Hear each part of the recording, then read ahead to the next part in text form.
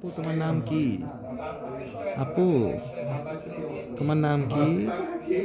আপু আপু আপু তোমার নাম কি বলো? দেখি একটু খুলি। ওরে বাপ রে বাপ! ওলে ওলে ওলে ওলে, কি কিউট তুমি!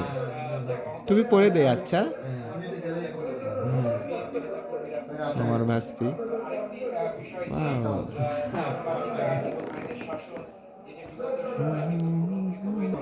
আপু কেমন আছো আপু? তো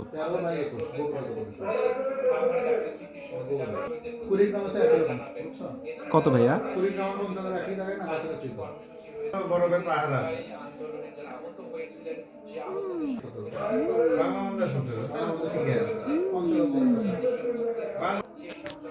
একটা ইয়ার কথা